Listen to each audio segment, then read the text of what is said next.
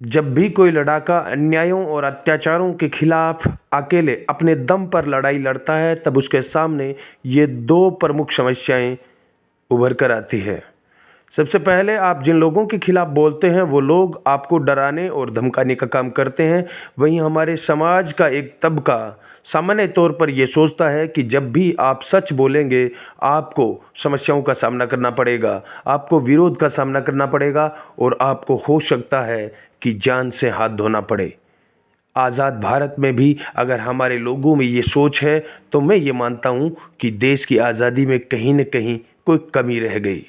मैं मेरे सारे भाइयों से, शुभचिंतकों से, जो मेरी फ़िक्र करते हैं, उन लोगों से कहना चाहता हूँ, आपकी दुआएं मुझे थकने नहीं देती। लेकिन एक चीज़, एक भरोसा मैं आपको देना चाहता हूँ मेरे भाइयों, आप टेंशन ना लें। सामने चाहे कितना ही बड़ा बाहुबली, कितना ही बड़ा भूमाफिया क्यों ना हो, जब मेरे सर पर वीर तेजाजी महाराज का आशीर्वाद है, तब इन टटपुंजियों से डरने की कोई ज़रूरत नहीं है। और जिस दिन तेजा बाबा का आशीर्वाद ही सर से हट गया, उस दिन फिर क्या ज़िंदगी और क्या हमला। तो आप सबको भी हमेशा ये सोचना चाहिए कि इस प्रकृति पर, इस धरती पर आप बनकर आए हैं एक मकसद के साथ। आपको ईश्वर ने, परमात्मा ने भेजा है एक मकसद के साथ। उस मकसद को ही अगर आप भूल जाओगे तो आपका जीवन व्यर्थ है।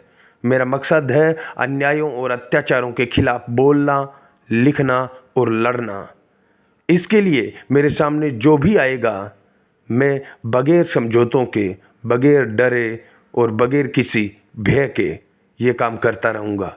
परमात्मा की शक्ति मेरे साथ है। परमात्मा ने भेजा जिस काम के लिए, वो काम करने से ही अगर मैं डरूँगा तो फिर परमात्मा की नज़रों से कैसे बच पाऊँगा, परमात्मा के प्रकोप से कैसे बच पाऊँगा।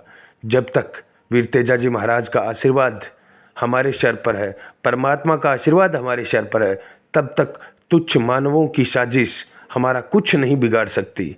एक बात बताइए, हम सच के साथ लड़ने वाले लोगों पर भी अगर परमात्मा का आशीर्वाद नहीं होगा तो क्या इन भ्रष्ट और स्वार्थी भूमाफियाओं पर, बाहुबलियों पर, इन पर होगा परमात्मा का आशीर्वाद? क्या इनकी साजिशें काम करेगी या हमारी सच्चाई की लड़ाई काम करेगी, ये तो टाइम बताएगा। लेकिन मैं मेरे छोटे भाइयों से कहना चाहता हूँ, अकेला हरी बेनीवाल कुछ नहीं कर सकता। मुझे इस लड़ाई में आपके सहयोग की ज़रूरत है, और सहयोग कोई मेरे को आपकी लाठी, डंडे या फिर लड़ाई वाला नहीं चाहिए। सहयोग ये चाहिए कि आपके आसपास भी कहीं पर भी अन्याय, अत्याचार होता है, कोई भी गलत काम होता है, तो आप मोबाइल उठाइए। मोबाइल आज लोकतंत्र में वो यंत्र है जो सुदर्शन चक्र को फेल कर सकता है।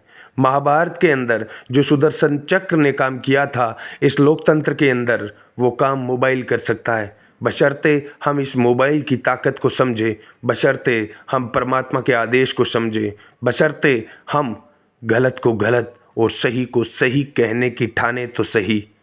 आइए 8058 पर आप भी आपके आसपास अन्यायों और अत्याचारों की क्लिप बनाकर भेजिए।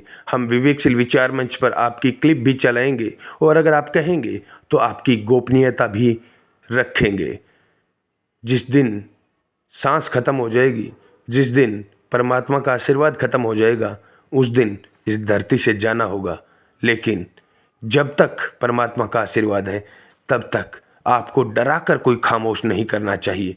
अगर आप किसी से डर कर खामोश हो गए तो आप परमात्मा के आशीर्वाद का अपमान कर रहे हैं। हमें एक मकसद के साथ भेजा है, याद कीजिए वो मकसद क्या है।